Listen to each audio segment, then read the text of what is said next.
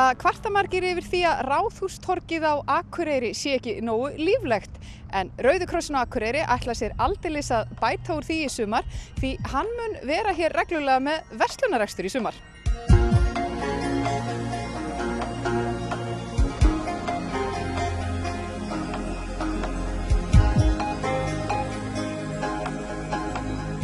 Já, hér hjá okkur svona útimarkaður hjá okkur í Rauða krossinum og við komum þegar útlendingarnir eru að koma á skemmtiferðaskipunum og erum að selja íslenska ull. Og þetta eru allt notaðar vörur, er það ekki? Já, allt notaðar vörur sem við erum búin að þrífa og laga til og setja tölur í og svona ef það er vantað. Þannig að þetta er allt saman notaðar vörur. Og þið voruð hérna líka eins í fyrra, er það ekki rétt? Jú, við prófuðum þetta 2 helgar í fyrra þegar skip fóru hérna í landi og þetta gaf afskaplega góða raun og hérna var skemmtilegt. En hvernig kviknaði í rauninni þessi hugmynd? Já, hugmyndin kviknaði kannski vegna þess að við erum með búð í Rauða krossinum en hún er staðsett hérna efst í bænum og útlendingarnir eru ekki komið mikið þangað og þannig að það kviknaði þessu hugmynd að færa þetta aðeins nær.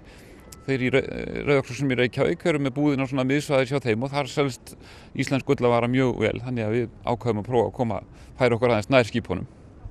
Og vilja ferðamennir alveg kaupa notaðar lopapeyssur? Já, það er ekki engin fyrirstaða þegar við segjum það að þetta sé allt saman notað. Það er kannski jafnvel bara meira spennandi að fá flík með sögu og sál? Já, ætli það ekki bara, þannig að það gefur allavega góða raun hjá okkur. Og sem sagt alveg nóga lopapeysum að skila sér inn til Rauða krossins til þess að þið geti haldið svona stóra markaði bara hreinlega á lopavörum? Já, það er alveg ótrúlega mikið af fötum sem kemur inn til okkar og alls konar fötum og þessi föt sem við erum að selja hérna dag eða ekki bara föt, við erum með alls konar svona dót úr lopa að þetta er bara afrakstur því að við höfum verið að safna í vetur.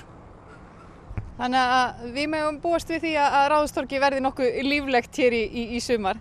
Þið dúkkið hérna upp á torginu þegar er mikið af ferðamönnum í bænum. Já, án efa. Þetta er virkilega skemmtilegt og gefur lífinu lit.